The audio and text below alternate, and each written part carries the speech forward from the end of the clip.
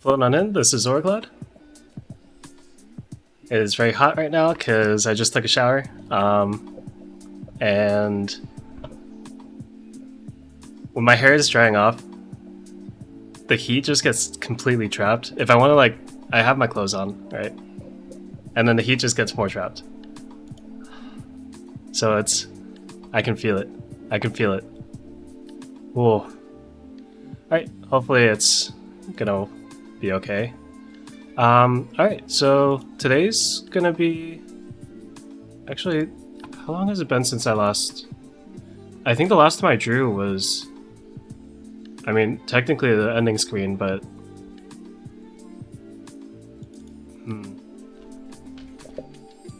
But the last time I actually, like, drew something outside of the stream stuff... Let's see... I don't know. If it's like outside stream, yeah, I just don't know. I think maybe, at least on stream, it was actually my first streams, I think. Okay, so it was like my first streams, probably, and then, yeah, making the starting screen, so drawing the house. Wow, it's kind of... It's been a while. Alright, so I don't really have too much of an actual plan, to be honest, because I'm not sure how the tutorials really work on Drawbox.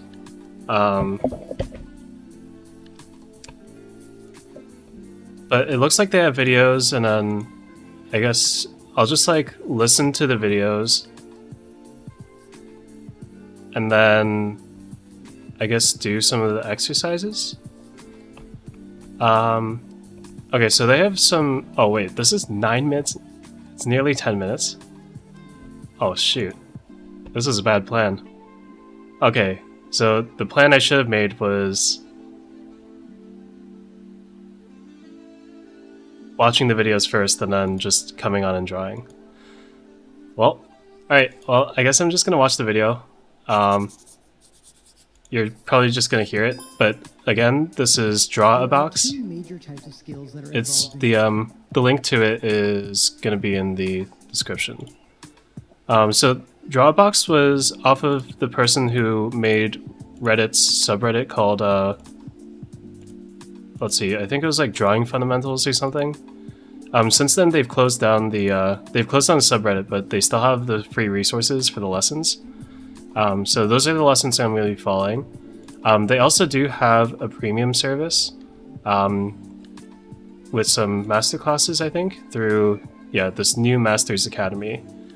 But yeah, because I already am like bleeding money. I still need to wait until next month to get my first paycheck after getting back to work, because they pay in arrears, which is a new term I learned when I was looking up when I would get paid, because I kind of needed to know. And my parents, or at least my dad, wanted to know as well, just in case he would need to support me before I get that paycheck. Oh, okay, I keep forgetting to pay my housing rent. Thankfully, they have like a 2-week grace period, but I should still get on that.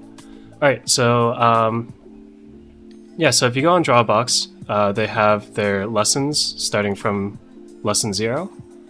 So I did at least read lesson 0 before I started. Mostly, well, I mean, that's where they told me that I kind of, shouldn't be doing this digitally. I guess it's like habits of being able to fix what you wrote, or fix what you did. Oh, it's skeptical. Hello, hello. You changed your profile. Wait, what is that? Sorry, I kind of... Yeah, I have to have like the lessons on my screen, on one screen, and then Photoshop on the other. So I didn't get to It's gonna be harder to keep track of messages. Oh, you got a pumpkin for Halloween too. Derpy Kirby? Yeah, I could see that was Kirby. I just kind of wanted to see like a bit closer. Wait, can I click on your name? Oh, I can just click on your name on... Okay.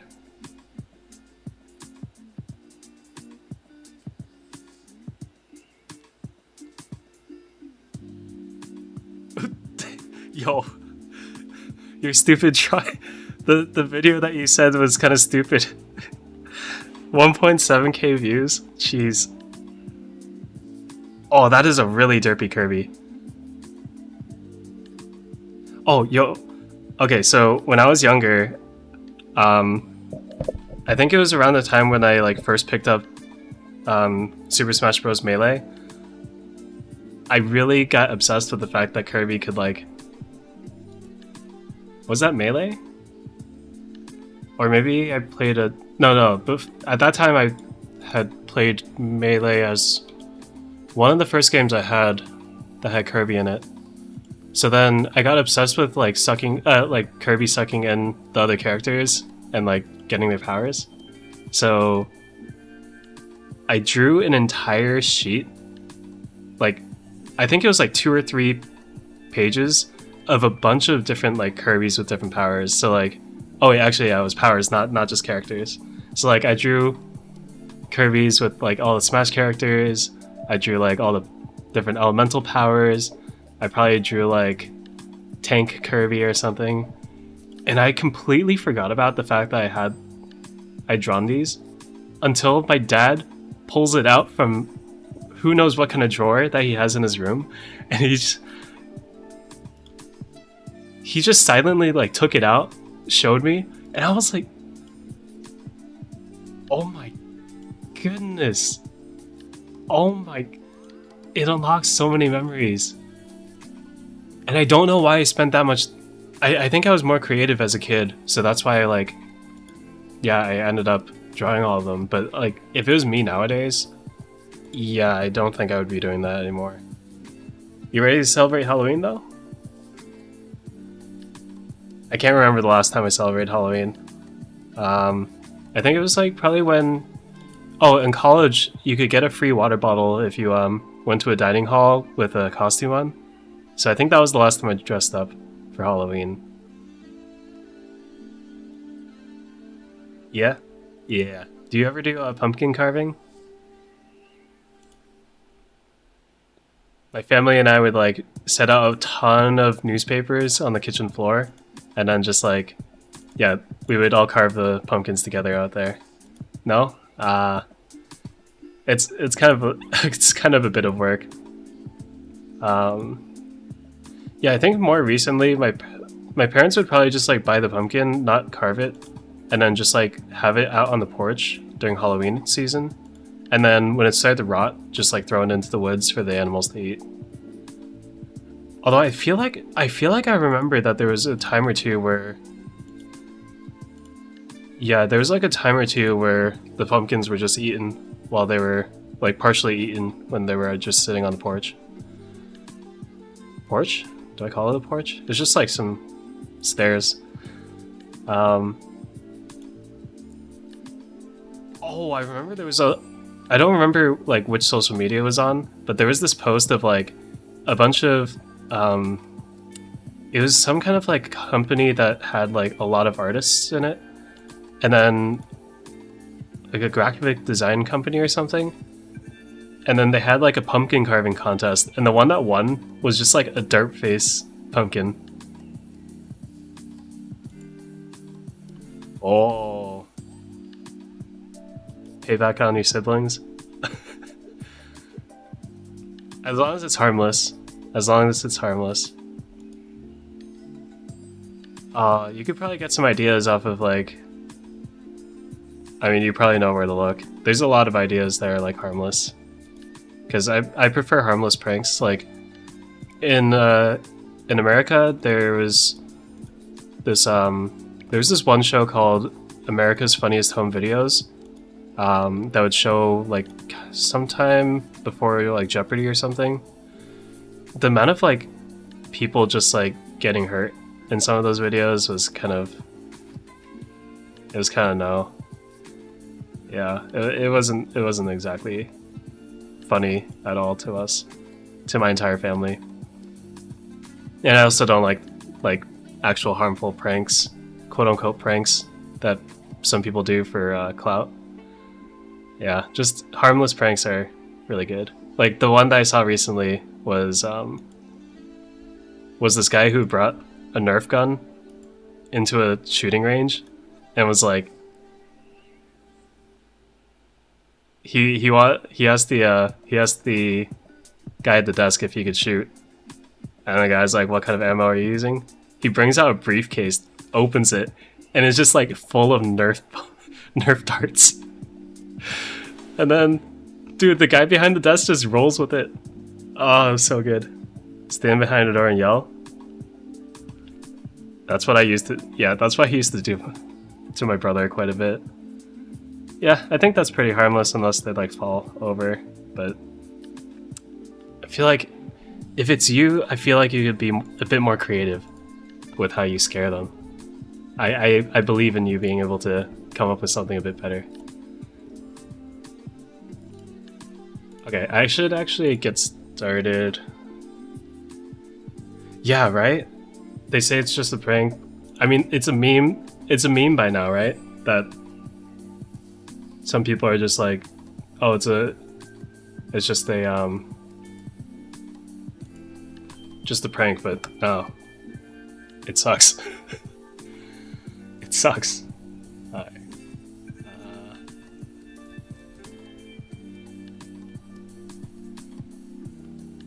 Okay, I think.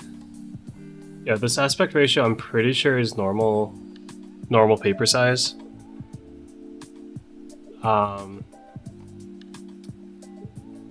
Actually, I literally have paper right next to me. I use a lot of scrap paper to like write down maybe stuff like notes for my work or like to-do lists and stuff. So okay, this is just a tiny bit. This is just a tiny bit bigger than a regular sheet of paper. All right, so let's start this lesson. Let's listen to this guy. Oh, maybe I should pause this. Skills, the things you physically do with your body, and analytical skills, the concepts you understand in your head. Both are addressed throughout this course, but we're going to get started by looking at the most important mechanical skill of all, how we use our arms to make marks. It sounds simple.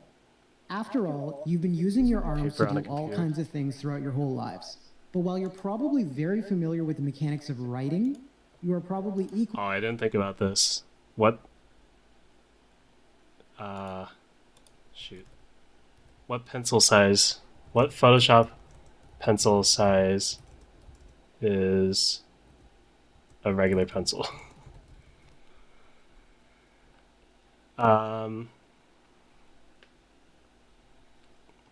Yeah, I would do it on actual paper and like do a hand cam if I could get a camera angle like facing directly downwards, then I would do it, but I don't have that.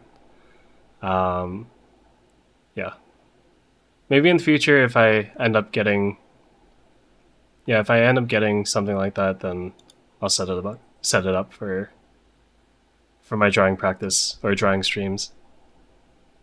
Alright, so wait.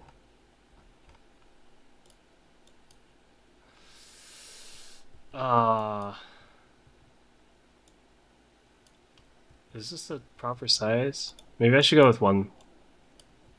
Yeah, 1 pixel will let me see the minor details that are not working. I have a drawing pad. It's an XP pen tablet.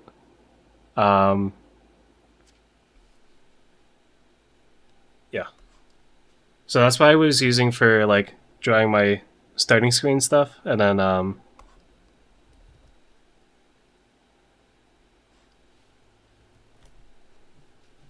it's what I also use to make a lot of my thumbnails. Like if I need to have a bit more precision with the way I like erase stuff. It's a lot easier. Yeah, it's way easier to erase stuff with the pen.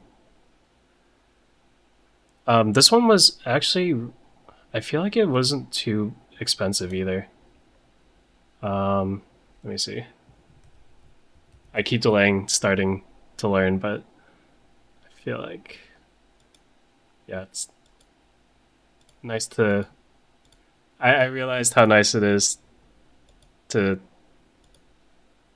kind of not talk to the void sometimes. Okay, XP pen, tablet. It's the oh XP pen.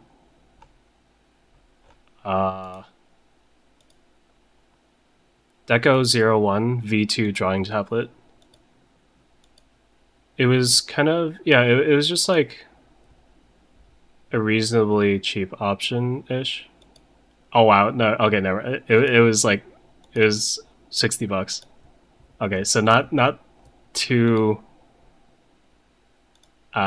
cheap, but yeah, it was one that seemed to work for my budget at the time. If you check the description of this video, I'm going to be following the Drawbox tutorial or Drawbox lesson. It's a free online resource made by someone with a passion for like having a free resource for teaching how to draw. So today and into the future, I'll be kind of like taking my time with it because I don't want to like get burnt out trying to practice a bunch.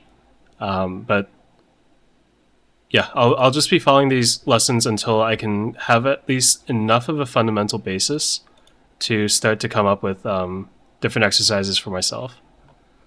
So at least for today, it's pretty much just going to be like lines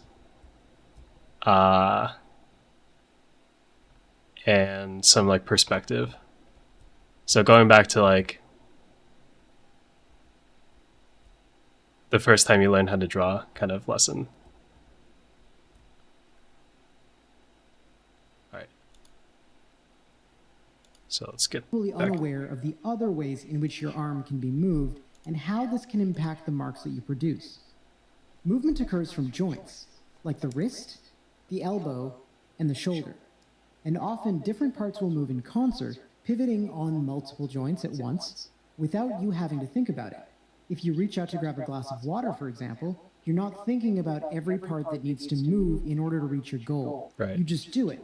It's an instinct and it's in your muscle memory, just like walking and breathing. And while breathing is something you were more or less born to do, walking wasn't so. One of their exercises was drawing overlapping lines, like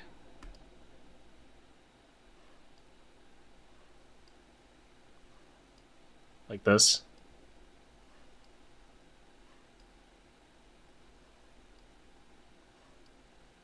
And try to get them to be even.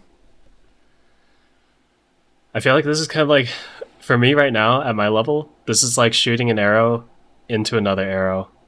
That's like, you know, like how sometimes they have like the target and then the person with the bow, they shoot the arrow, the arrow gets stuck, and then they shoot another arrow, and then the other arrow like pierces them. So you get the split arrow.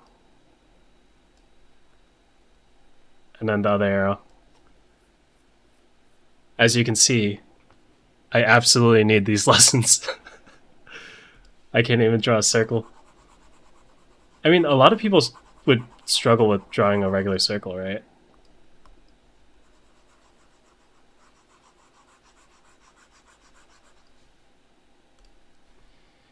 You can make an eye with that? I could. Oh, I can't draw an eye. Okay, an eye is too advanced for me right now. I'm a baby that was just born. And now I'm learning to just crawl. When you were young, You had to learn all of these skills that you now take for granted. And you did it by concentrating, by being very conscious about every little action you performed and every little step you took, and how you managed your balance. This is how instinctual behavior and muscle memory is developed. First, we do things consciously, and over time, it becomes second nature. Today, you're a baby once again. Oh, This course wait, I called it. will develop your instincts and your muscle memory, but it will do so through a lot of very direct, conscious action. Everything you do here will be the result of intent, of planning, and of forethought. It will be frustrating, and you're going to slip up often. You'll find yourself drifting off in thought, and you will have to reassert that control over every action you perform. These things will happen, so don't worry about that was when part of they the do. video. And ultimately, when you're done, you will have a much more There's a mouse that instinctual popped up, I control think. over how you handle your mark making. And you'll no longer have to think about how every single mark needs to go down, and more about which marks you want to make. Your body will handle the rest. Okay. Depending on which pivot your arm is moving from, you can make marks that are tight and precise, Okay. Just with the wrist? like these lines from the wrist, but quite limited in terms of how far they can really go before you start wobbling too much. And marks that flow smoothly and fluidly and maintain a consistent trajectory, like these lines from the shoulder. Oh, wow. From the shoulder?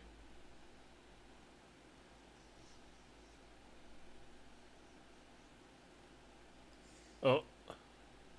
They aren't entirely precise, and they don't make, super tight turns like these with like on the dime precision. But their ability to maintain a smooth, consistent trajectory over a long distance and even shorter distances Oh. I see. Oh, wow. is extremely That's valuable. way better. Both ultimately have their purposes, but because you're used to writing and are likely already familiar with drawing from your wrist, and that's probably what you use for most of your marks, this course puts a lot of Cross-hatching? focus on drawing from your shoulder, Oh. so that by the time you're through, you'll be able to do so with the same level of comfort and familiarity with which you draw from your wrist I already. feel like my desk is a little So bit what too does it high for mean this. to draw from your shoulder? The easiest way to demonstrate this is to step through each different joint, pinning it down in space, and trying to draw. First, the wrist. This is what we're used to doing, and we'll generally anchor our wrist in the same location as we write a particular letter. It's great for the kind of precision that writing demands. And as you can see, you're able to make really fine, specific bends and twists, like writing your letters. It's all very precise. So I'm only Then you've got the elbow. only moving my wrist. In your own drawing, So it's just like that regular is writing. outside of Drawbox, you're going to be using this one a lot. It'll be a little unfamiliar at first, but it's definitely easier to use than your shoulder, so people tend to gravitate towards it. So here, if I'm just holding my elbow in place, you can see that I can make longer strokes, and they're still remaining quite smooth, and I can execute them without too much wobbling or waviness. Finally, you've got the shoulder, and that's what we're going to be using for most of our marks in this course, and definitely all of those throughout this entire lesson in particular. It provides a broad sweep covering a large distance. I don't even need to hold it because that's pretty much the only pivot I've got left. And it will actually work for smaller strokes too. So let's start out with looking at just the kind of marks that you can make from your shoulder, keeping them fairly straight and smooth. Chris and Kirby. And you can also maintain really nice flow for even those shorter marks. Although this is something students often struggle with. When you get caught up working in a small scale, you'll end up feeling more restricted and more limited because it will feel a little bit awkward to use your shoulder in that situation. But still, push yourself to use that shoulder even when the marks are tiny, and you'll find that your absolutely ability to cursed. make smooth flowing marks that are even that short will improve over time, and that will be a very useful tool. Now, of course, moving forward, you won't need, well, moving forward in your own drawings, that is, you won't necessarily need to use the shoulder every time, but it's important in this course, and you're never going to be using your elbow here because the elbow is just a fairly easy How high is his alternative. desk? And we want to make sure that you are well equipped with all your tools. Oh god. So drawing from your shoulder means primarily driving that motion from your shoulder joint. Your upper arm here will move noticeably. Whereas when you draw from your elbow, the upper arm would remain static. Like if I'm holding this down and trying to pivot from it, this upper arm remains still. In the past, I've talked about locking your other joints and keeping them from moving. But I think that this phrasing tends to stress people out, and some people just get so obsessed with the idea of, oh, how do I know So if just I'm make it drawing natural. my shoulder or not my elbow? And it's not worth the trouble. People overthink it so much, and it just ends up being a waste of time. So instead, let's talk about just how we're driving that motion. So driving it from the shoulder, meaning that the whole arm is moving, and whether or not part of the arm is remaining frozen when it shouldn't. A common source of trouble for students is when they anchor their elbows quite heavily onto the tabletop. And this limits us from pivoting from anything but our elbow or our wrist. Oh, The upper so arm I simply shouldn't keep can't my move elbow on because my. it's just pinned down. I probably shouldn't Don't keep my worry, elbow though. on my. For those of you who rest your hand Armrest. gently on the page for added stability, it's still quite a light contact and isn't quite the kind of heavy anchor that your elbow gets. And so you can still do this as long as you're aware and keeping track of where you're drawing from. You may catch yourself slipping back to drawing from the wrist, but just correct yourself as you do that and always be, attentive to this sort of thing. All I want you to do whenever you make a mark is to think about how your arm is moving. Try to engage that whole arm from the shoulder. Okay. Focus on flow and fluidity over accuracy. Wait, actually, I haven't asked before. How do you make your videos? Because yeah, I don't think I've asked before how you end up drawing. Do you just wait? You don't use your mouse, do you? Is he drawing an arm, or is he using he's using his entire arm?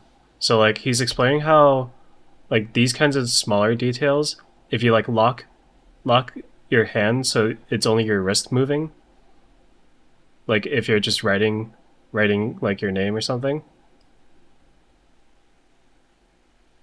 It's only really your wrist moving so that you can get the smaller details.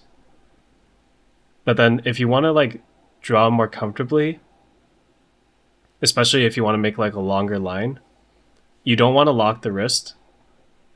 He's saying that he suggests that you like use the entire, like be mindful of using your entire arm in order to like draw the line more smoothly.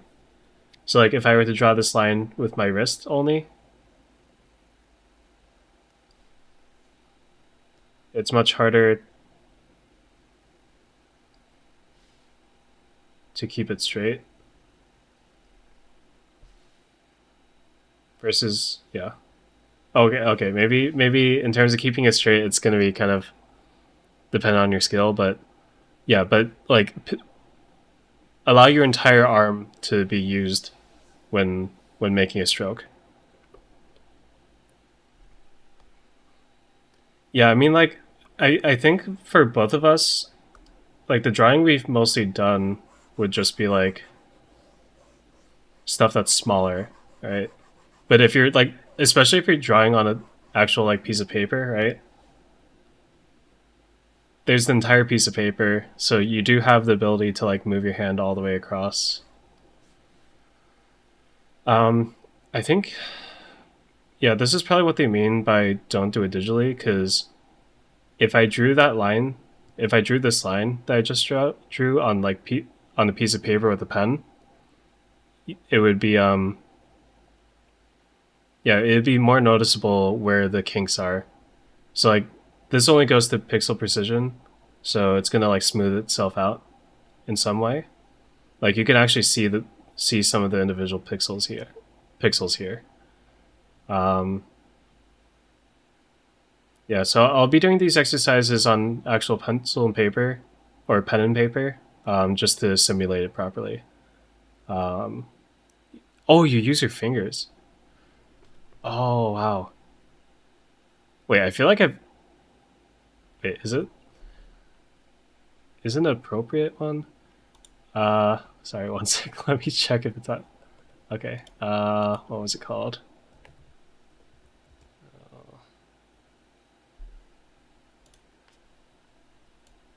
Yeah, let me just make sure this is appropriate before.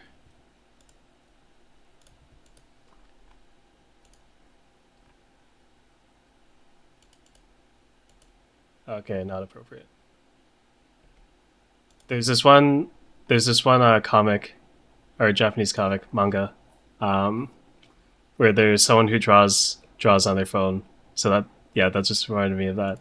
And apparently they were like drawing really fast and accurately.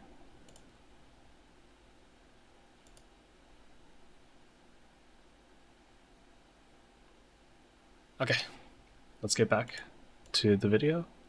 It's almost over, actually. Focus too much on being very slow and steady to be, hyper accurate. Wait, that was me. So they lose all this fluidity and flow to their strokes, and that's something we're going to talk about in a later video. Just remember, we're focusing on the shoulder here because that is the part that people struggle with. Because it's difficult, because it's uncomfortable, we naturally gravitate away from using it, even when it's the best tool for the job. We have a natural tendency to go down the path of least resistance. And by focusing on the shoulder throughout this course, we can eliminate that resistance so that we can keep our conscious attention on what we're drawing rather than physically how when drawing our own things. I see. I like how this guy's channel is just called Uncomfortable. Oh, that's so good. Okay, so that's the first lesson, drawing from your wrist and shoulder and how to make smoother marks. So wrist for smaller details, and then shoulder for more concentrated or smoother, longer lines. Yeah, I've actually struggled with that. Like, I would try to draw a line. If this was on actual paper, the line would be very shaky. And I'd always wondered like why I couldn't draw a straight line properly. It's because, or like a straight line that's like longer than maybe like an equal sign. So yeah, so you want to use your shoulder for the longer lines. Okay. Oh yeah, it's just yeah, as he explained in the video, it's like it's just derived from us doing handwriting a lot. Like the handwriting is what gets us to only use the wrist. So then when we draw, we kind of just do the same. Move our hand from the wrist to right. It's very effective for creating the tight twists and turns necessary for small letters, but then trying to draw longer, smoother lines, it's limited. Okay, so at least from the elbow, more from the shoulder. Focus instead on drawing with the wrist or drawing with the whole arm.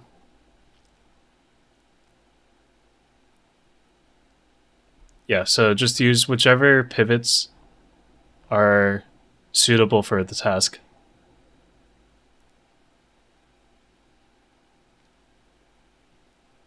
So the course will force me to draw from my shoulder, and I should just be patient. Hover hand, resting part of your arm on the page is pretty normal for support. But then it can cause friction against the page, which keeps us from wanting to move our hand around. Okay. Yeah, I've noticed that too. Like, I kind of need to have the glove that XP Pen provides with the tablet that protects your um the side of my hand. Cause, all right, sounds good. Cause when I yeah, when I put my hand on the tablet for too long and like rub it around, I've actually found that it kind of got a bit irritated. Versus when I have the pen on, or when I have the glove on, and I can just glide it glide it um, across the tablet.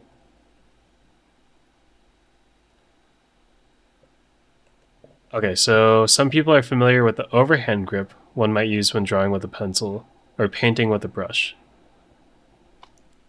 While it is often presented as the correct grip that no one taught you, isn't as simple as that. The grip serves a function. Pencils, for example, can be used to make marks from the tip as well as from their side edges. And often you'll see artists exposing more of their pencil's lead to get more of those broad, flat sides. The overhand grip allows us to access these surfaces more easily while drawing. Pens only have one point of contact at the tip, so vary our marks with the pressure that we put into it. For this, the tripod grip type, which is basically how you hold your pen when writing, is more suitable. Alright, let me watch this video, because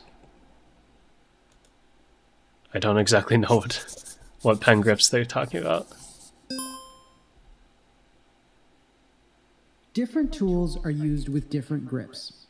If you've had any prior training or perhaps watched some figure drawing videos on YouTube, you may have heard about a correct way to hold your pencil or your paintbrush. Sometimes, though, students will pick up this piece of information. Oh, wait. This has actually reminded me of calligraphy. So, whenever doing calligraphy, there's like a certain way to hold the brush. And it would annoy me in class because it's kind of hard. It's actually, when you're getting used to this, or like how to hold a drumstick properly. Yeah, drumstick or like calligraphy brush, there's like specific ways of holding them properly. And yeah, the calligraphy one just like was kind of frustrating. Same with I don't use my chopsticks correctly, quote unquote correctly. I kind of use the same grip I use for a pencil, and it kind of works. But like the actual way of using chopsticks, like the traditional way, my hand just for whatever reason just can't handle it.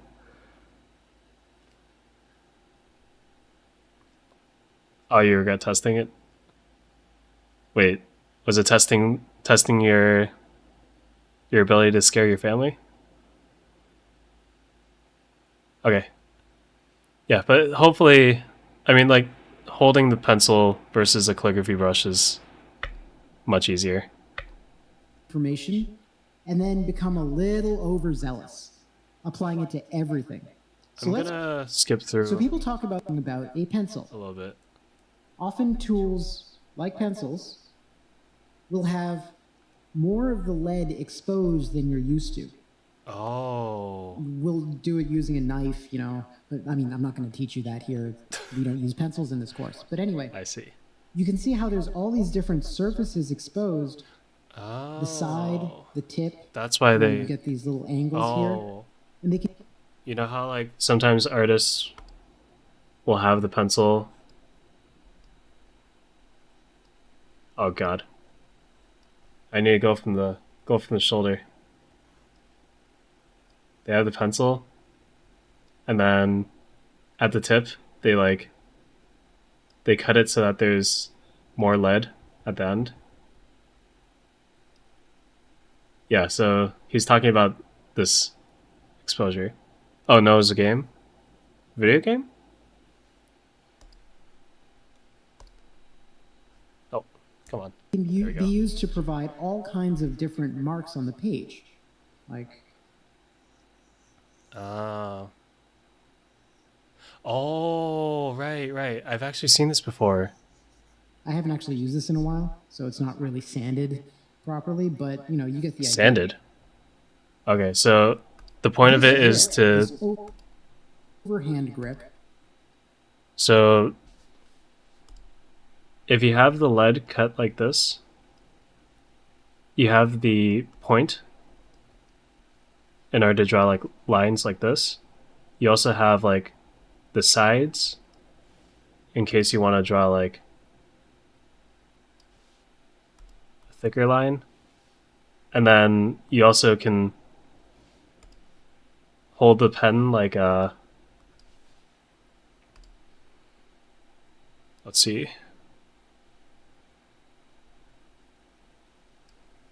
So he's holding the pen like this.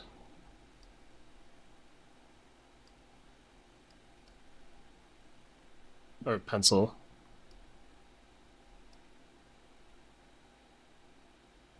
Like this. This is the lead. That way you can use this entire surface and get it thick. allows us to use all these different sides really flexibly. Oh, never mind. Okay, so this grip is in order to, yeah. So this grip lets you use any of these sides, any of these surfaces. Oh, I see. Okay. So if you happen to like point it directly downwards, then you can just use that tip. Oh. And so it gives us a lot more control over this kind of tool. And you get a similar kind of deal with paintbrushes, charcoal, Conte, sorry. What is Conte? And it's used a lot by a lot of different artists. But the thing that you That's need a to fat remember lead. is that the grip I just serves noticed. a purpose. Okay. Conversely, pens don't have all those different sides to them. Right. They've got a tip. And that tip can make a heavier mark. Okay, so he's just using the regular pen grip. Vary a little and get a little bit thinner. But, it's one axis or one dimension of variability, I guess, is the tip and pressure. The grip that we use for writing traditionally is called a tripod grip, although there's a few different variations of this. Oh, that's the tripod. Okay. It's really good for controlling that pressure. I legit remember, like, there was... Oh, shoot, who was it? I feel like I remember there was someone who, like... There was someone in elementary school that I remember just, like... they just, like, grip the pencil just with their full palm. So, like... They were literally, like...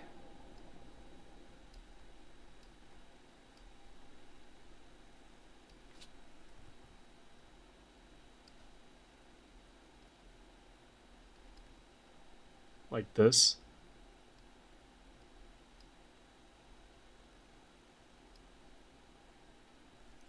And then thumb is on top.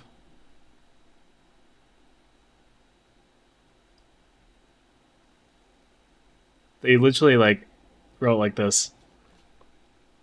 Alright, sounds good. Having scary.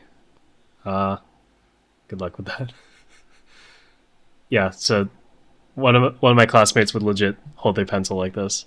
It was hilarious. And so this is still the grip that we use when drawing with pens.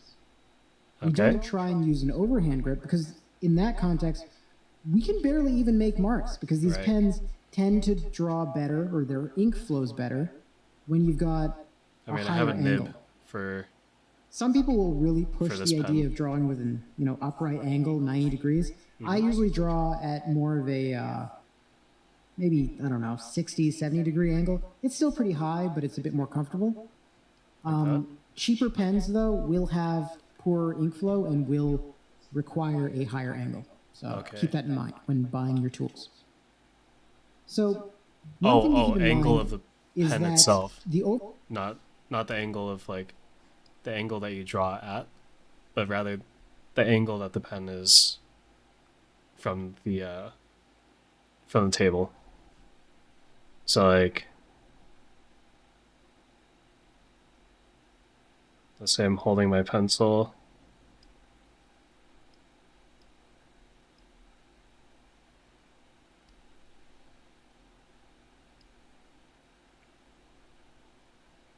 I'm trying my best to draw what it looks like.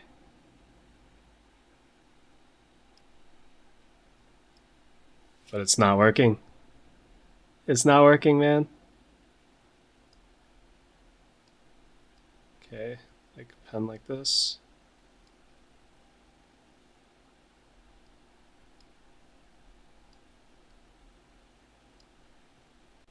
Index finger here, thumb here, pen here.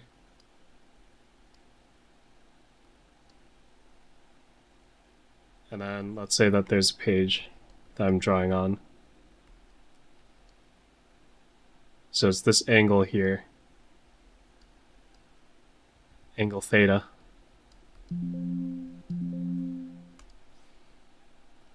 So this guy likes 60 to 70 degrees. Let's say like this angle, that angle right there. Overhand grip is actually valuable for one other reason, and that is that it forces students to draw more from their shoulder, because you can't, with this kind of a grip, your wrist is kind of automatically locked. Oh, right. And so then you have to draw with your arm. Tripod grip, you can use your wrist a lot more effectively, which is one of the reasons that we use it for writing. Also because the tools generally, lean into that. So when you're using the tripod grip, you need to be extra aware of which pivot you're using to make your marks. And you always need to remind yourself to draw from your shoulder. Yeah. So long story short, even though there are grips that are favorable with other tools, we are just going to focus on the grip that you use when writing, the tripod grip. Just make sure that you are engaging your shoulder to drive the drawing motion. And the tripod grip definitely makes it easier to slip back into drawing from your wrist. Mm-hmm. Okay, got it. That's a cool vid.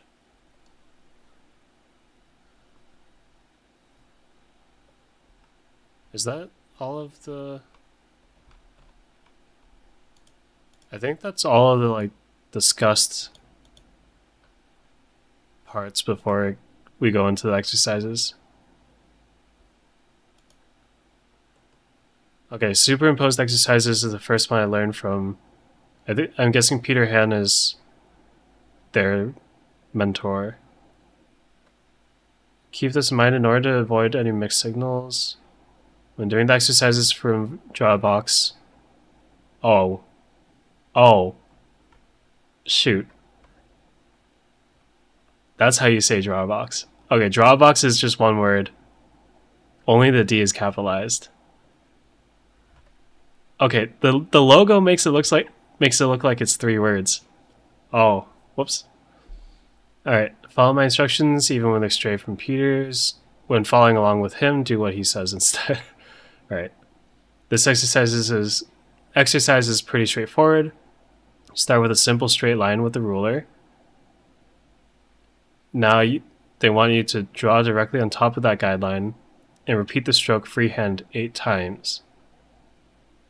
Try with a relatively short line of a couple inches, and then double the length, then half the page and the full width of the page.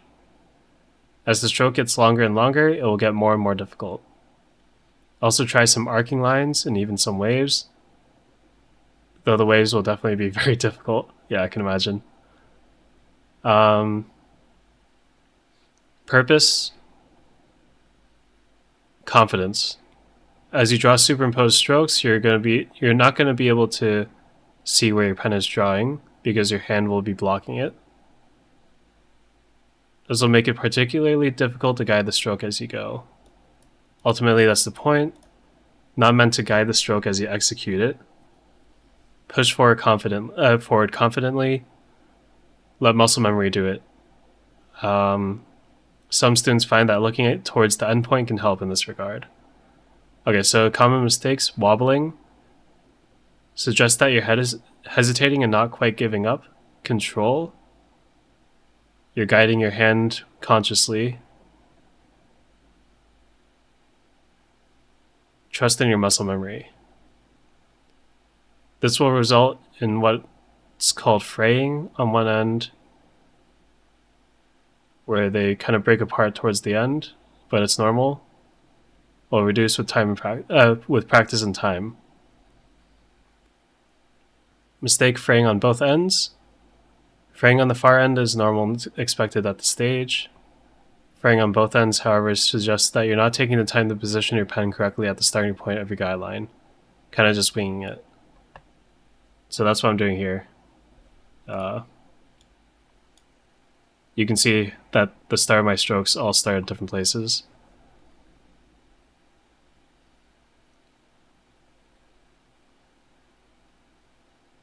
Wow. Yeah, this exercise looks like quite pretty.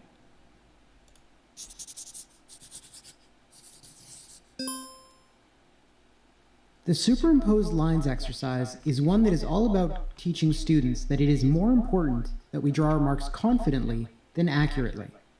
Beginners are always quite concerned about making sure their lines fall precisely where they mean them to, and they'll often attempt to achieve this by drawing more slowly and carefully, hesitating, and in doing so, they'll end up with a wobbly line. Basically, in attempting to steer their hand as they draw, they're micromanaging the movement from moment to moment.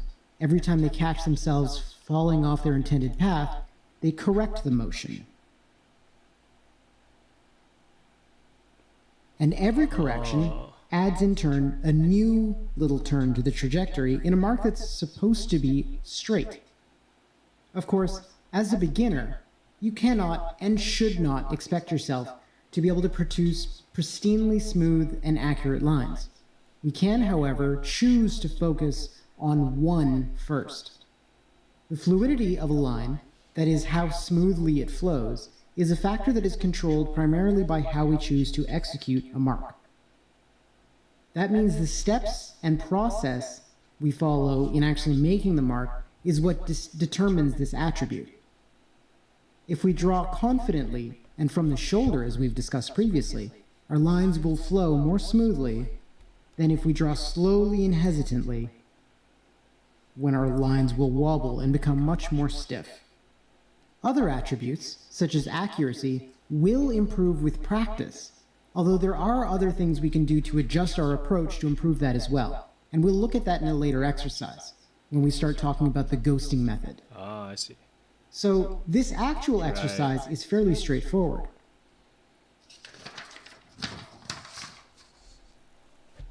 We draw a guideline with a ruler.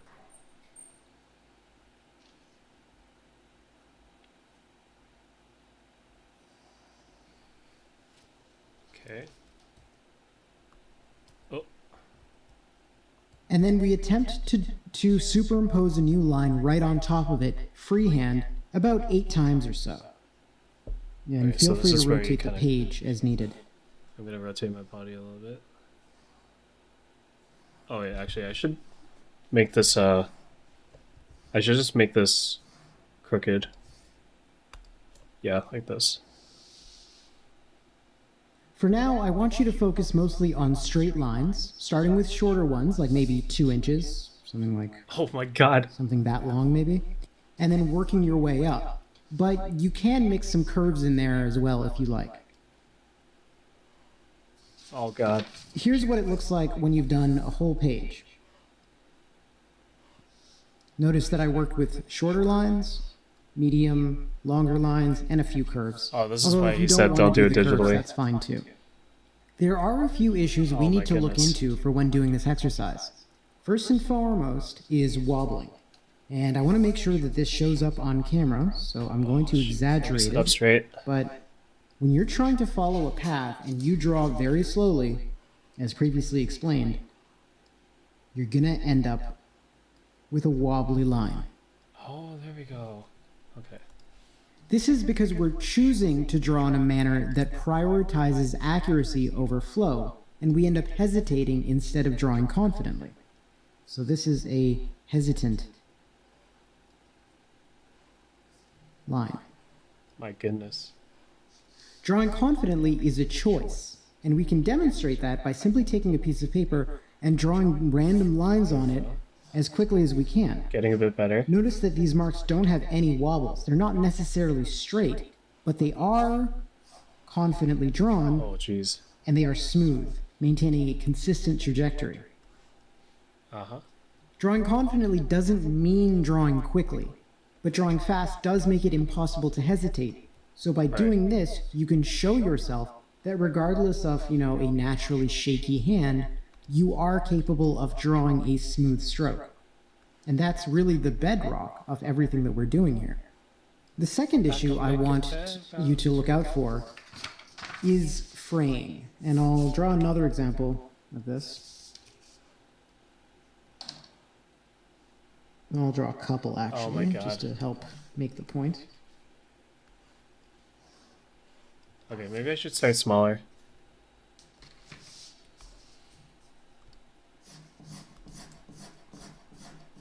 So you should already notice how what I did there was very different from what I demonstrated initially.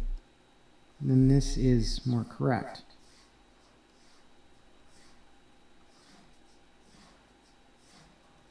So the difference is both of these here have fraying.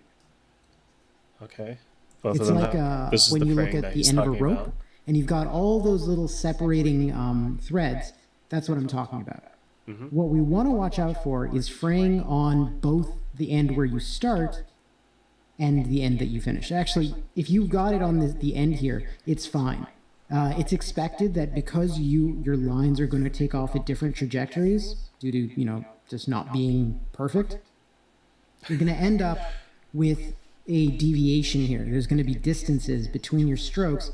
If you were to look really closely at it, they'd stand out even on my own work.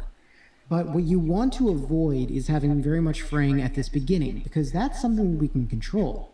That occurs when you are just drawing randomly and not taking the time to actually line up your pen at the correct starting point. So if you are seeing fraying at the beginning of a line, like we do here, and not so much here, like there's a little bit, but it's not very significant.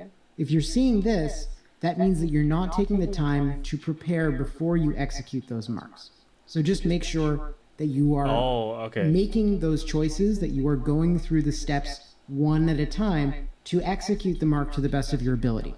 You will find this to be a big factor throughout this whole course. It's starting at the right that place. we'll make choices to position ourselves in a way that increases our chances of making the marks that we want. If you rush in, if you hope for luck to see you through, then your line work will be erratic and messy, as it is here. I'm drifting downwards. If, however, you invest your time in your planning and preparation before executing your marks, being conscious of the decisions along the way, you will find that you are capable of far more than you may have expected. Patience and forethought is incredibly important. So that's essentially the core of this exercise. It's going to be to create filled pages like this, where you start out with shorter lines, work your way to longer ones, and you're going over each one 8 times. Don't press too hard when you're drawing. Just, make enough contact so that it actually makes a mark, but you don't need to grind your nib into the page, as that can damage your pen's ink flow. Also, those of you working with ballpoint, because ballpoint is okay for lesson 1 in the box challenge. Lesson 2 is where fine liners really kick in, although if you can have them for lesson 1, that's great. One thing you may find is that your pens may create grooves in the page. That's totally fine. Don't worry about it. Even if your pen is falling into a groove as you draw, that doesn't change the fact that you're drawing with confidence. And that's what the focus is here. Not on being slow and steady, but on drawing confident strokes. Okay. Confidence. Actually, I've got fraying there already, so well, you get the point anyway. So that's it. I'll bring this up one more time. And so that's also an example of what I mean by a filled page. There's obviously lots of room where you could fit in more, but this is still pretty reasonably filled to me. So try and aim for that. Oh man. Drifting down. A bit too much fraying for a digital one. Okay. 2, 3, 4, 5, 6, 7, 8. So right now I'm using my elbow to pivot, because of the position that my pen is at right now.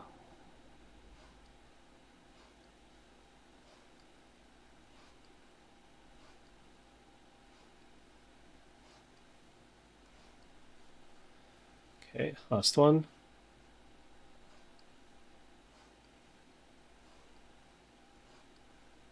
5, 6, 7, 8. Let's do a couple more then. So it's around here.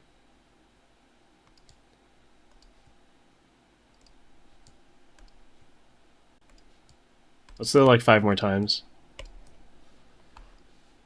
Okay, so up here, oh, like this.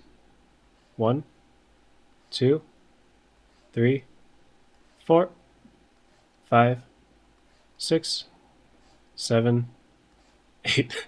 God, I was too low every time. All right, so up like that. Okay, 1, 2, 3, 4, 5, 6, 7, 8. 1, 2, 3, 4, 5, 6, 7, 8. 1, 2, 3, 4, 5, 6, 7, 8. That one was kind of pretty bad. Okay. Like that. 1, 2, 3, 4, 5, 6, 7, 8. Wow. It actually got better. Okay, so from here to here to here to here to here. Okay, let's do 2 more.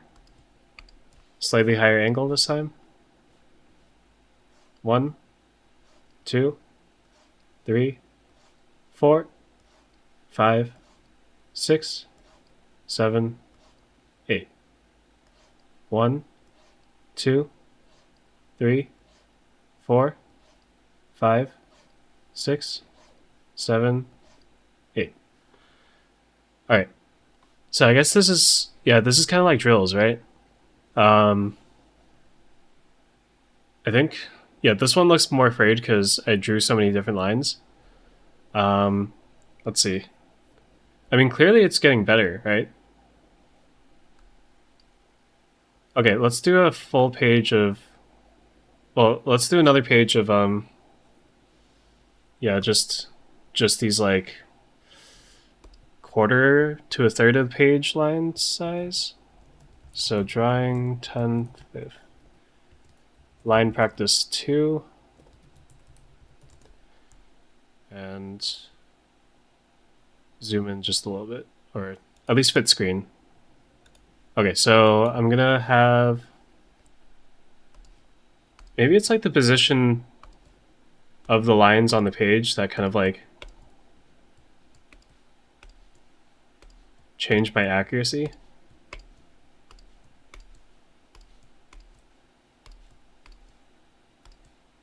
Let's just do this a bunch of times. Oh no.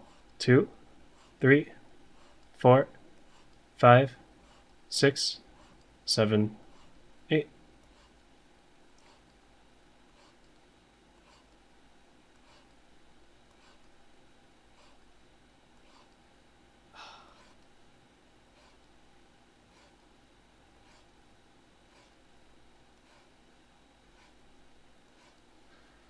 So today it took a bit of effort to drag myself out of bed. Because last night I went to a Korean barbecue with my friend um, instead of making thumbnails, unfortunately. So I had to make the thumbnail for this one today, for the stream today. I still need to prepare the thumbnail for tomorrow's Fire Emblem Maddening stream, but that one is just like I already have kind of like a template for how to make it, so I just need to just need to make it. It's gonna be pretty quick because I decided to just like use the same thumbnail with like the part numbers on there because it's honestly kind of like this one's spraying too much. It's kind of like a boring undertaking. I think that's why like Mecha he posted just like the finished product. So like edited video of his maddening run with specifically with solo Byleth. Once again, unfortunately I picked a rule to like do no adjutants. So none of the students are able to gain XP. So that means I can't promote them because there's a level minimum for promotion to different classes. Okay. I'm gonna redo this one because I'm not drawing from my shoulder like he said to. That was a lot more from the wrist.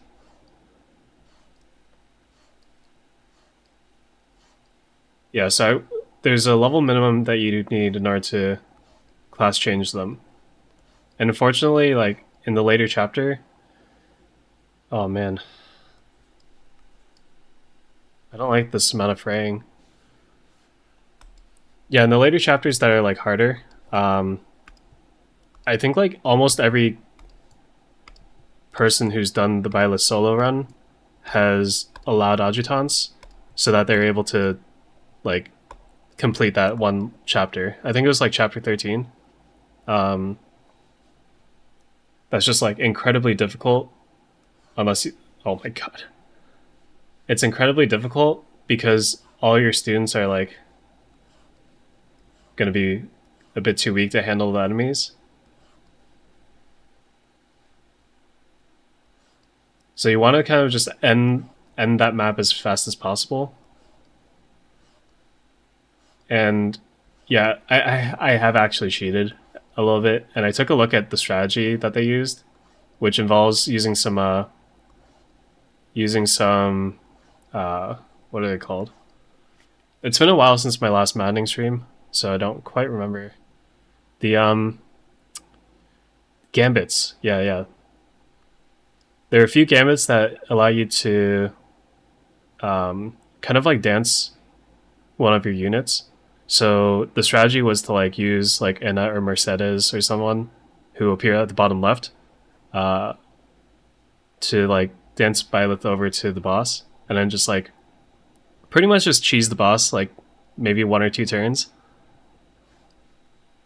2, 3, 4. But because that requires them to have class change to a class that like has enough move to move into a position to dance Byleth at the right point, I'm gonna have to like come up with something else. I can still get the gambits, I think, and I can still probably equip them. If I do you need to raise authority to a certain level for them to be able to use certain gambits? Oh wow. Alright, let me take a note of that, because that's kind of important. Gambit authority? I know gambits raise your authority.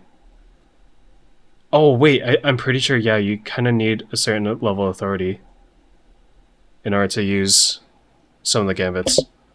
Oh man. Okay, so I mean, for one, tomorrow's stream is going to just be redoing the month from the last Fire Emblem stream, because I'd messed up.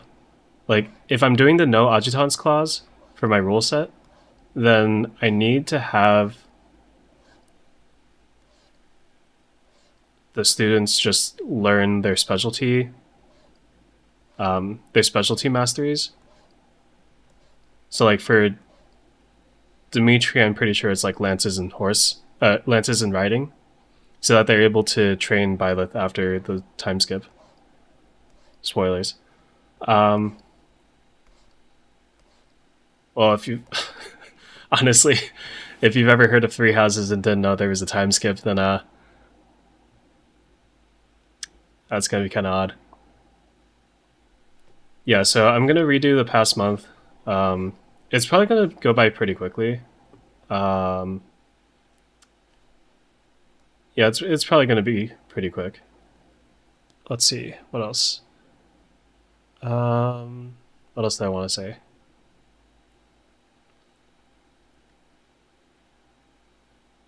No adjutants. Gambit. Chapter 13. Yeah, yeah. Teach the students what they specialize in. Um, I may also cheat and kind of like I don't even know if I can call it cheating to like know what the map looks like. I'll take a look at map 13, see where maybe I should like build my strategy early on and see if no adjutants can actually work. Because I also have the clause to not let the students take part in battle or even fall in battle. So I need to keep them alive somehow, and they're going to be level 1 base class. Oh god. Uh. Oh god. This is going to be painful. I set myself up for this, I think. Um, I just wanted to be as like harsh as I could with the rules. I don't know if there's also like I think I think I was thinking about whether or not to make paralogs like required. Then again, I'd need to have like the students recruited in order to get their paralogs. So I don't quite know. Yeah, I can't say for sure. So I guess pretty much everything is just we'll see. We'll see how it turns out. Okay, so let me double the line length again. Okay, so fit screen. Let me go full length as far across as I can. I'll go. Okay, some of the fraying is probably gonna bleed into the other lines. Yeah. So I'm gonna go with the shorter lines first, and then make my way to the center to the long lines.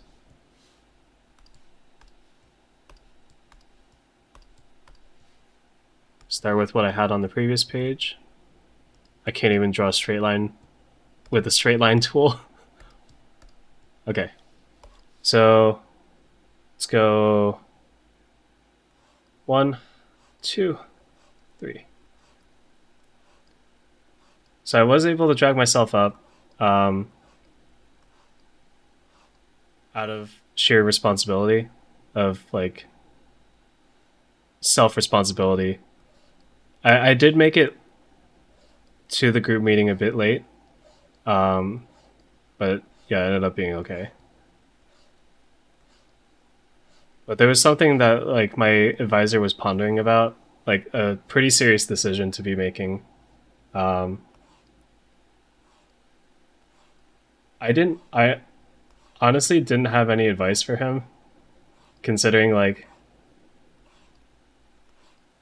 it had to do with like partially with like people skills, um, like communicating with a certain mm, communicating within a certain group, and it just sounded like politics. And I mean that's one of the reasons why I don't want to become a professor, like tenured professor, in the future, because I don't think I have the heart to be able to like deal with the politics behind. Like I have enough EQ in order to like hopefully not piss anyone off, but I don't think I have the heart in me and the aggressiveness to like be able to deal with the politics. And when he was describing his situation today, I was like, this is like grade A, just like people politics. And because of that, like, I'm not sure if I'd be able to, like, I'd handle it differently because, like, if I was in that same position, like, I would have my own thing, my own way of doing it. Um, but he's the person he is. So unfortunately, the way that I would handle it for myself is absolutely not going to work for him. Yeah, so others like suggested some stuff to him, which were on. Yeah, they were actually like, I guess like pretty helpful in terms of like considering different cases. Um, of course, I have my own opinion about like how he would handle it, which would be like my own way of handling it. But I just kind of sat there, kind of thinking like, what options would he have that I could think of, and I couldn't come up with anything. Yeah, I couldn't come up with any way of like being able to help him. So I mean, ultimately, the decision is his in the end. He said that we have until like next week or the next couple weeks in order to. My God, come on! Is it the angle that I'm drawing at? Um, we have until next week to give him our opinions on the matter. Oh, that was pretty decent. Um, yeah, so I guess I'll like check like honestly when it comes to people skills, or like if I need to just double check something, I'll do what a good number of people would do, which is like type it in to Google and then just type in Reddit. Because there's so much advice that's like just hidden on different threads. Um, and for whatever reason, I just find a lot of Reddit users more trustworthy than just like reading through articles on this kind of stuff. I mean, of course, yeah, Reddit's not always right. A couple of very famous examples that aren't so great. Um, but yeah, there's quite a few places where like, am I the a hole? Where like people's opinions on yeah interpersonal skills, that kind of stuff, are pretty eye opening.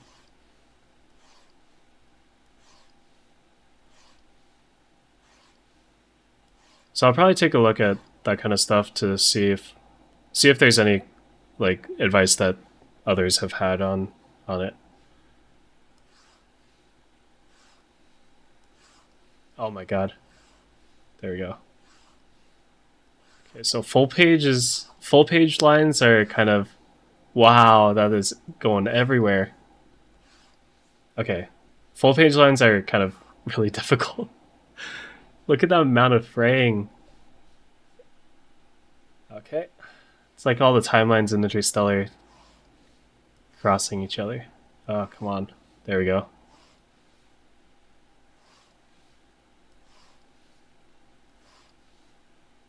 Wow, this is.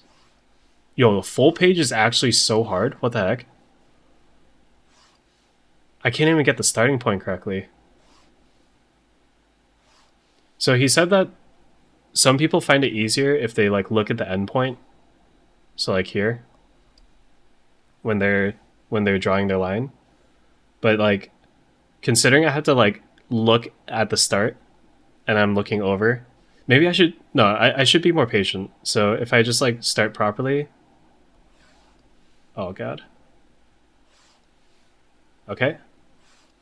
Nope. Nope. Okay. Better. Yep, better. Slightly better. Okay, I'm not looking at the endpoint right now. I'm kind of looking at the midpoint and then hoping that the pen's trajectory keeps going in the same direction. Okay, yeah. Okay, let me see if it works for this last one. Oh! Oh! No. No.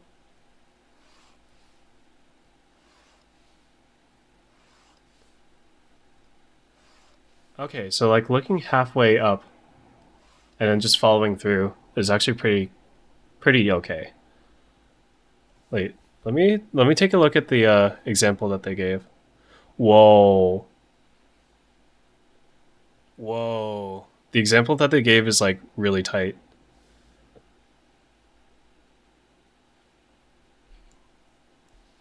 Jeez. Okay, let me do a few. Yeah, let me do fewer lines, so that I can differentiate the ones that are fraying at the end.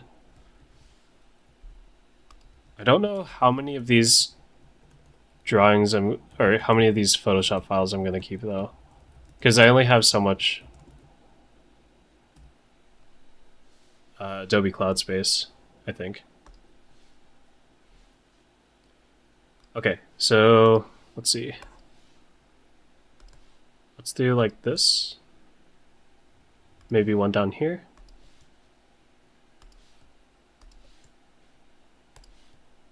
That. Okay, I think this should be easier to differentiate. Okay. Nope. Okay.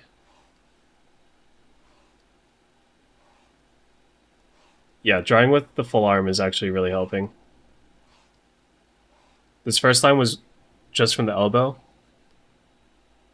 So this is going to be just from the elbow again. Yep.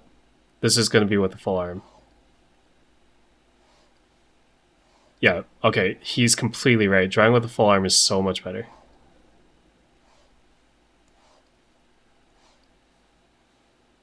How long is this line compared to this line? Okay. Let's go here. Nope.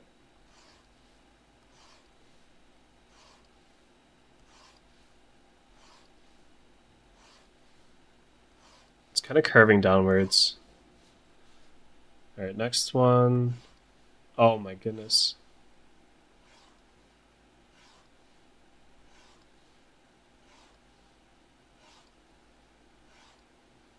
Okay.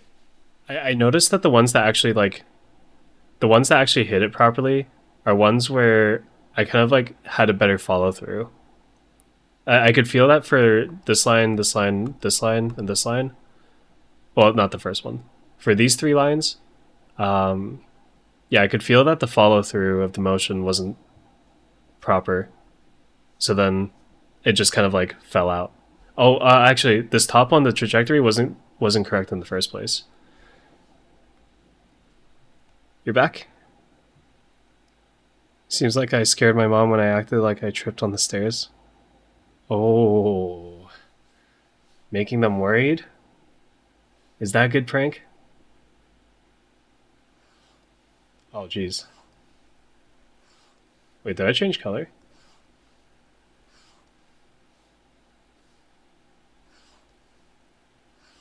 Wait, did I change the color by accident? Wait, what's happening? Why is it so much lighter? Did I do something? Wait, what did I do? Even this is lighter.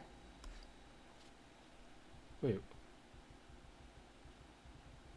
What did I just do?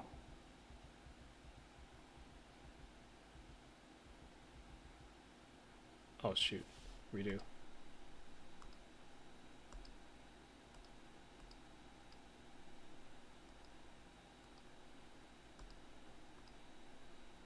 Okay. What is... Why is this so much lighter?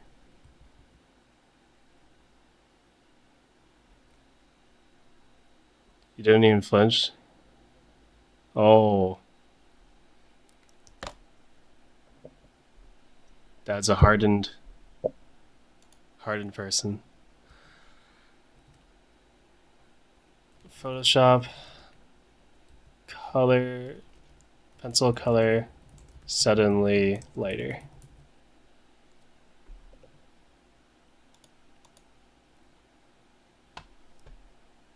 Opacity's at 100, yeah.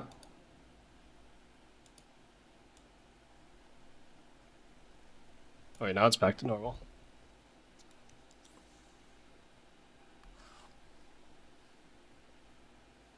Wait. What the heck?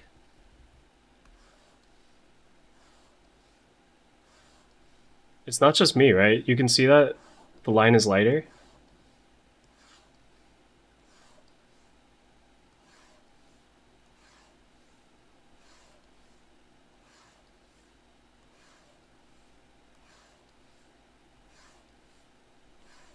What the heck?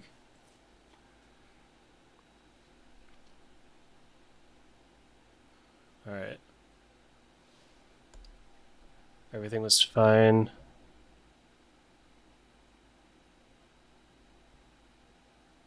Brush mode is set to normal, yeah.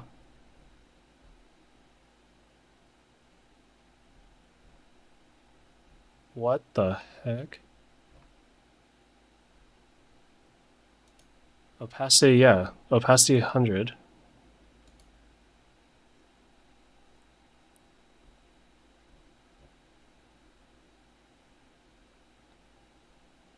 Huh. Yeah, I don't know what's happening.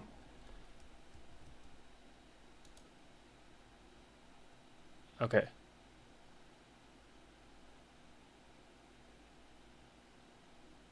Your end result will look something like this. Yep. Okay, let's get these saved. Because I think it's going to be worth being able to look back on these. Wait. Oh shoot, I saved 4 and I saved 4 before 3. Okay, so I'll keep doing these line practices on an actual piece of paper outside of stream.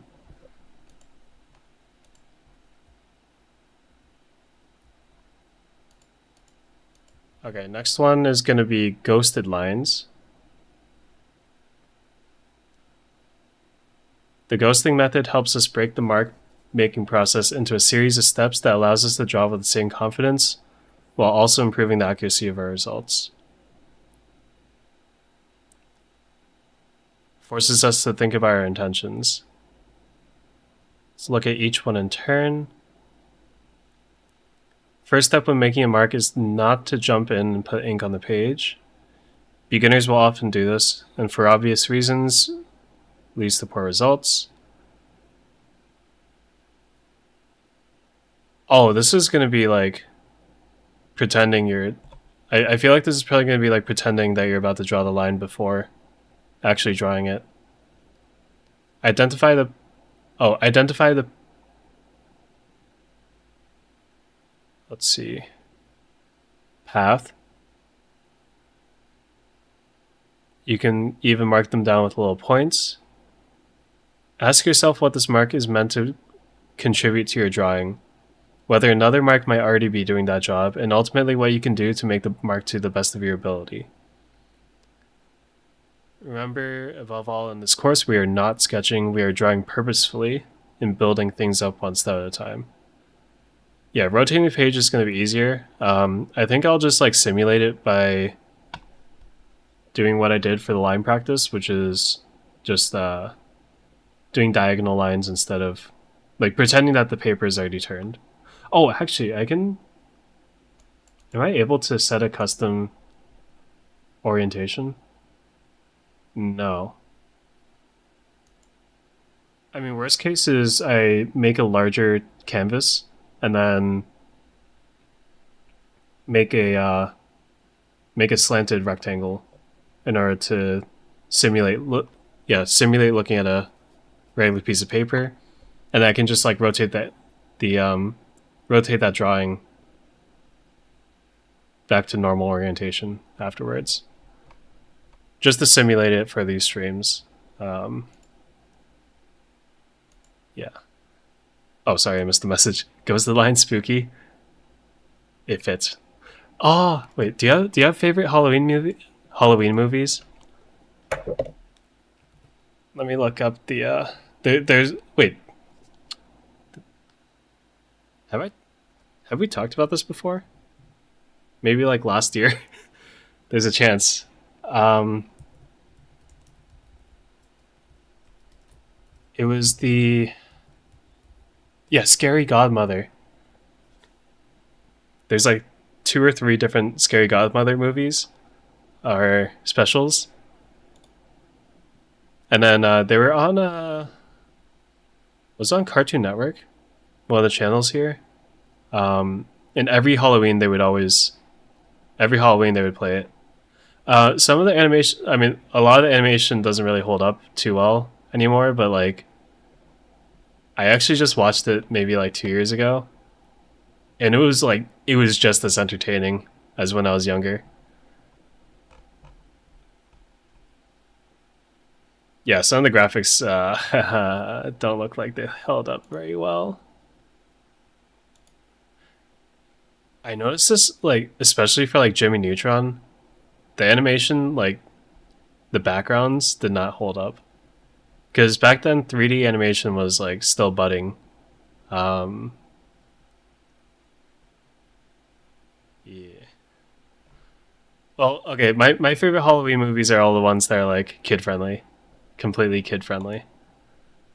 Scary Godmother. There's probably like Scooby Doo. Oh, actually, yo, Scooby Doo on Zombie Island was scary as heck, dude. But then I like the what was wait, there was a movie called Meet the Boo Brothers. Oh, yo, Scooby Doo and Kiss. Yo, I forgot about that. It wasn't. Yeah, Zombie Island scared the heck out of me. What was the other one? Um,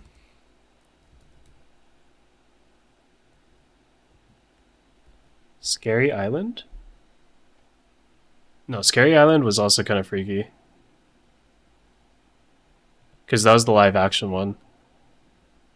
What was it? Uh,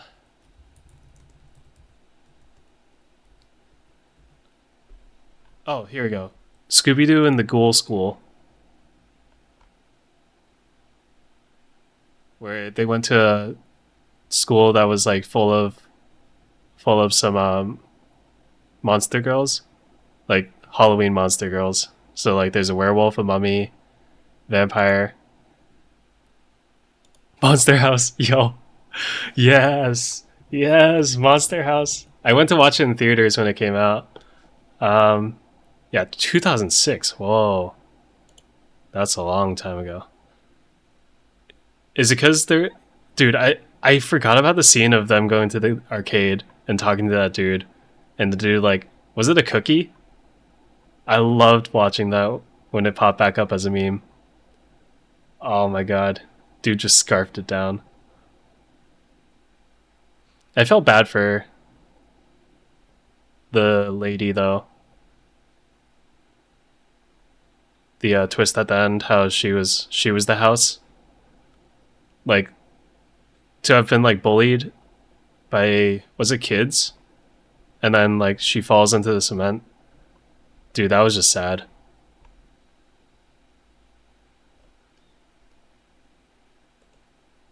And for whatever reason, I just like,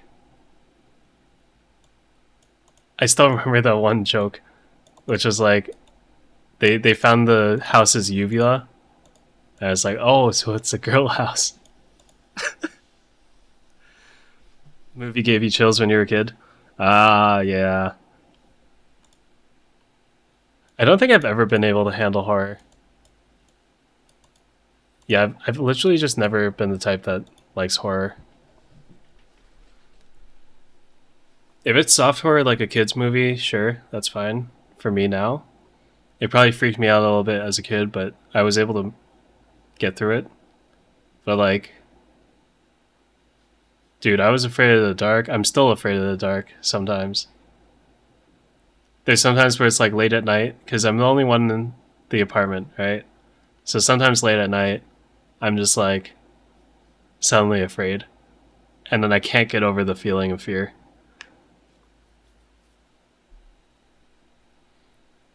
Alright, now when we move on to the next phase, everything involving planning is now over. Wait. Yeah. Now that we have our marching orders, we set out to familiarize ourselves with the specific motion and movements our body will need to perform to make the given mark. Make sure you're sitting with a good posture. Engage your whole arm and start ghosting through the mark you want to make. Ghosting is the act of going through the motion of drawing a mark, but without actually touching the page. Right. Okay, so that's what I was actually doing for the line exercise a little bit.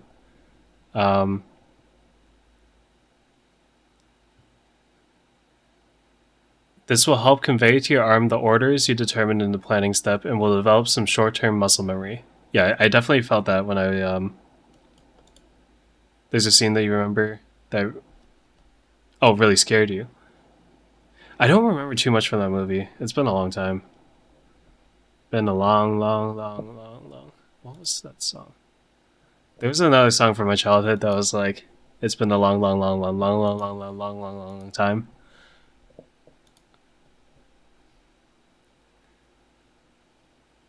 Okay, so execution. When one hits this last of the 3 stages, students are usually full of anxiety, gone through planning, preparation, time to actually do it. Execute the mark with confidence. No hesitation, no second guessing, no attempting to avoid mistake. Happy little accidents. Your job is to make a single smooth stroke. The second your pen touches the page, you need to accept that any opportunity to avoid a mistake has passed. All you can do is just commit. Alright.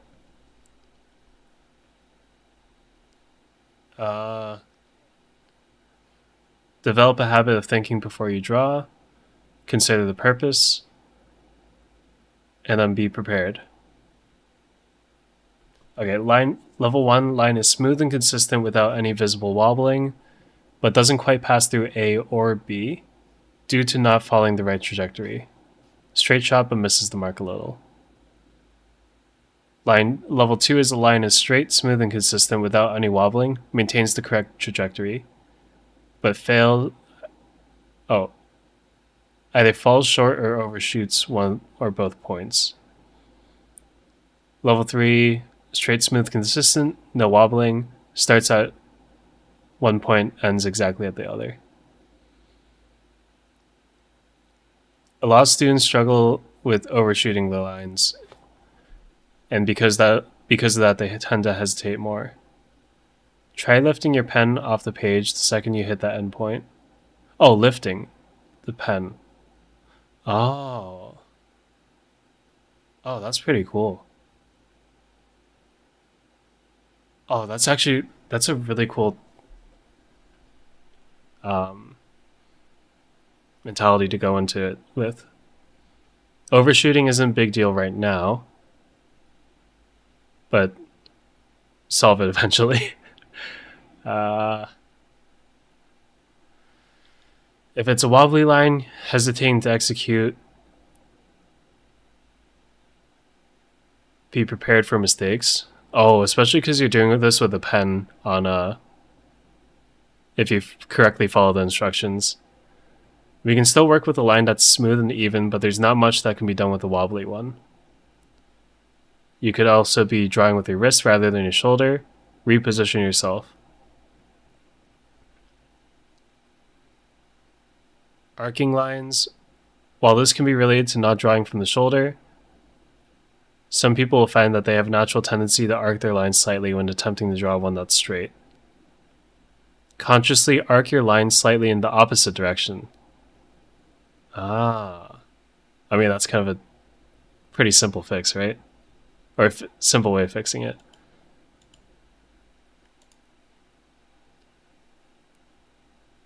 So, yeah, so it's just like do the opposite. Or mentally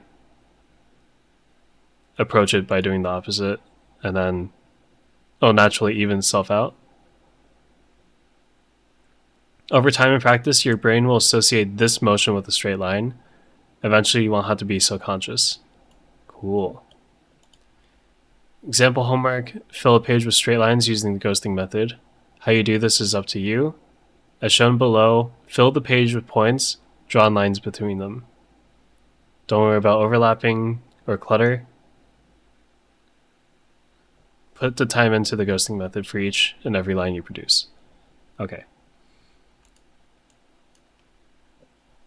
So let me start up I'll leave off on this exercise after I finish this. And then I'll get another drawing stream up for next week.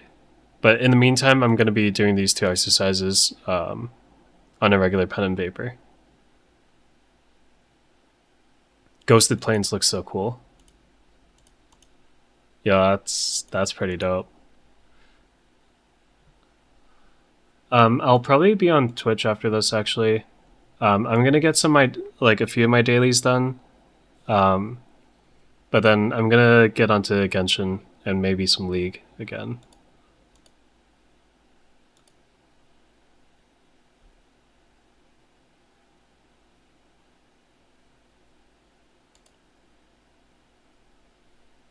Okay.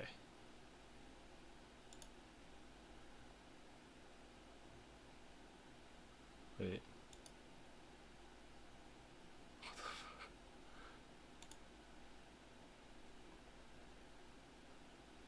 Sorry, I'm just checking Twitter and I saw Abe's post and there's just spam.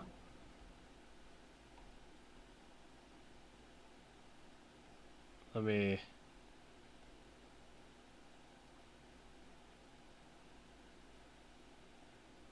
report this comment that's on here.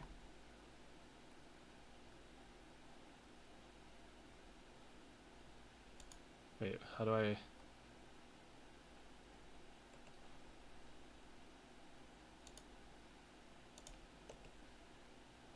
How do I get rid of this? Or report?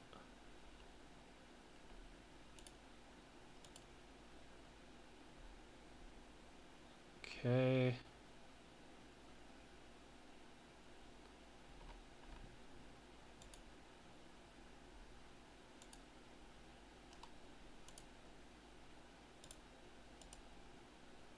Jeez. And it was on such a heartfelt post.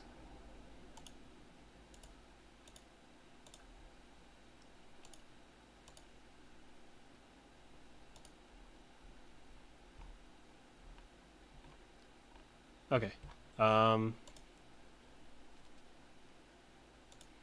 Yeah, because I also want to see what scene that Skeptical is talking about.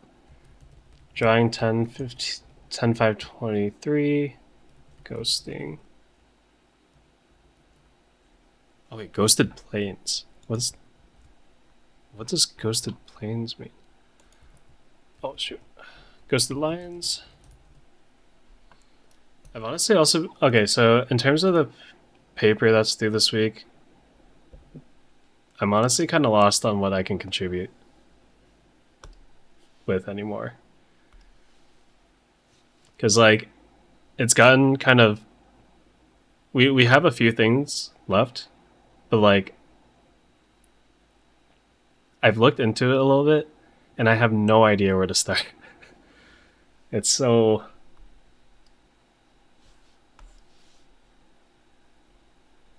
It's kind of frustrating that I can't help out.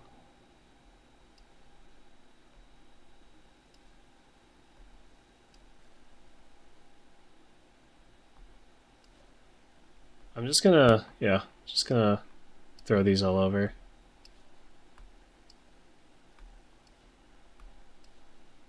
I'll figure out which point connects to which point later.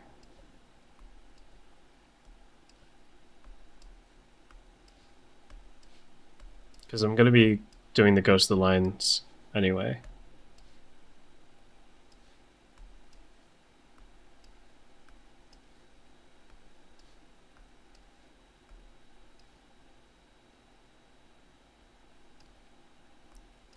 Okay.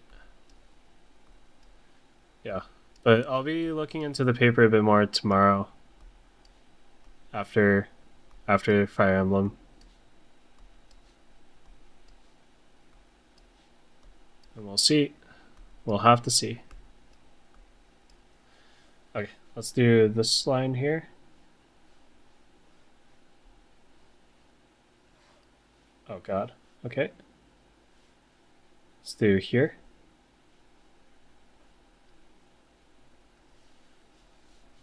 Okay. Oh man. Oh shoot, I didn't ghost that one. Okay.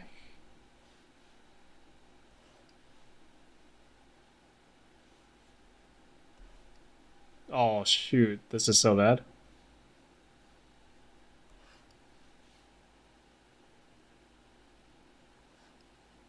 Wow, that okay, yeah, this is kind of hard. Kind of really hard.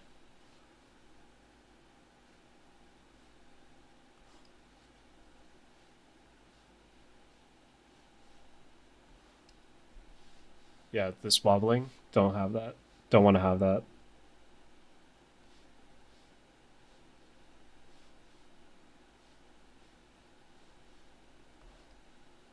Oh shoot.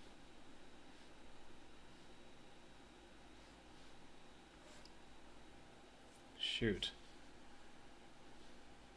Wait, what? This is actually so hard. Uh Here.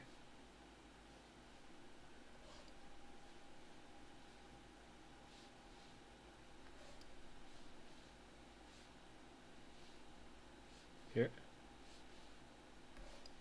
Oh my goodness. Here. Or maybe this one.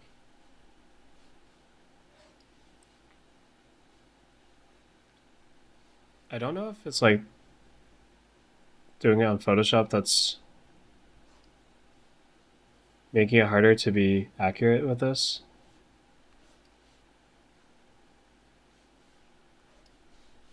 Huh. Let's do this line. Overshooting it by like a tiny bit. That one's better. Yeah, it looks like strokes that are just like this way, like this, are a lot easier. Okay. Yep. Yeah, so this is why turning the page is going to help. So you can get a good angle for your arm. Shoo. I keep lifting my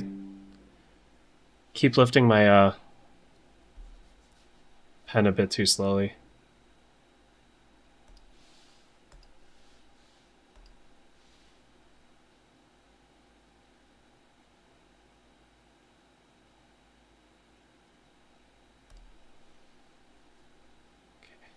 Aw, Ave.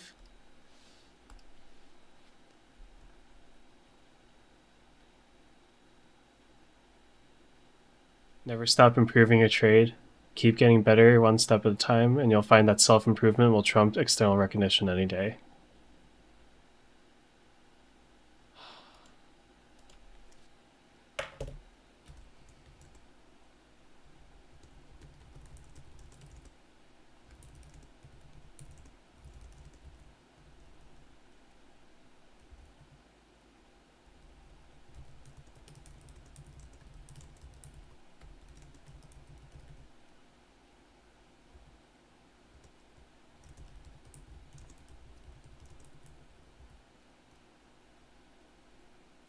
All right.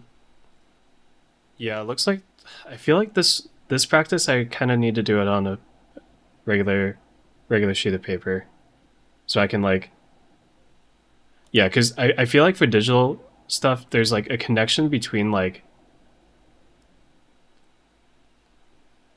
there's kind of a connection between actually seeing your hand's movement versus seeing like the lines pop up.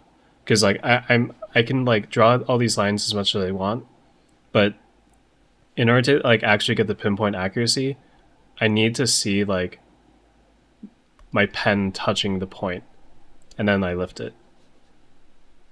In this case, I'm like,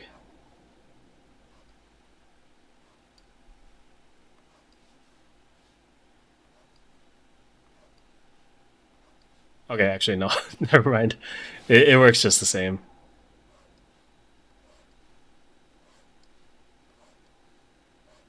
Yeah, okay, yeah. I don't know. I don't know what it is about the overshooting, like how it happens, like the mechanics behind it. But yeah, it's really easy to overshoot. Um,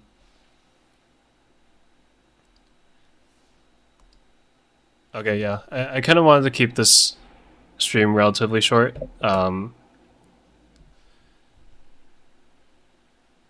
Cause yeah, I don't want to like burn myself out immediately from doing from improving art. Um, okay, let me leave him. I don't know if Skeptical is still here, but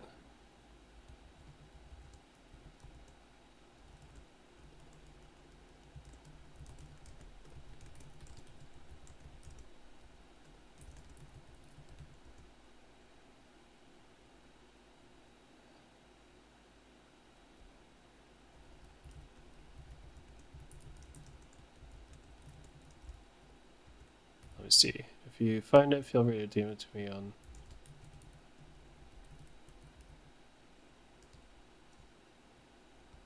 Twitter. Genshin on Twitch.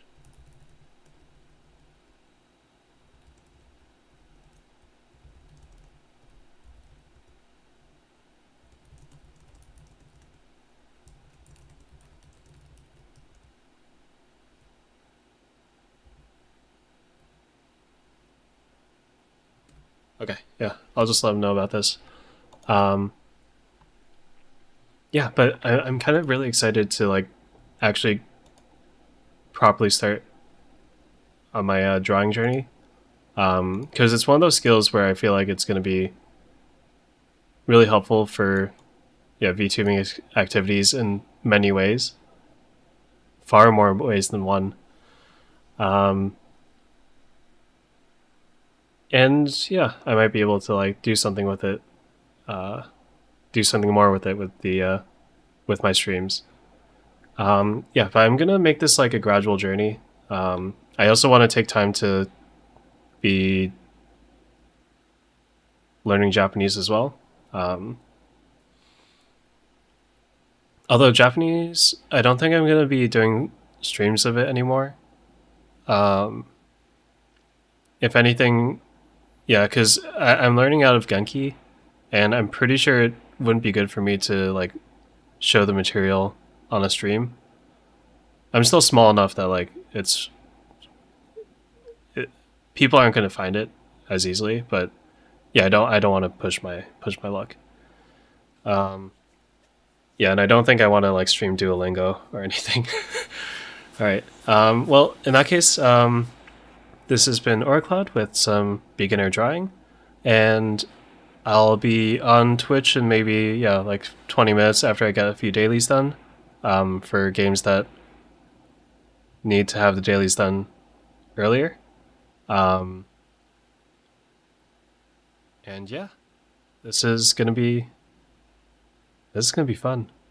I feel like this is gonna be fun. Learning to draw. Um, wow. Yeah, I'm sincerely hoping that like I keep it up. Because yeah, I feel like it is a skill that um, has been quite a long time coming for me to try to like get it done, or like try to improve or learn it at all. I mean, like there's basics in art class, but of course, back in school, you're not taking those as seriously, right? And I'm not like those people who like drew in class. Like they would be drawing in class, and yeah, that's not me. All right. Well, in that case, yeah. Once again, this has been Ouraclaude with drawing and drawing with the Drawbox tutorials. And yeah, I will see you tomorrow on the Three Houses stream then. Alrighty. Bye bye.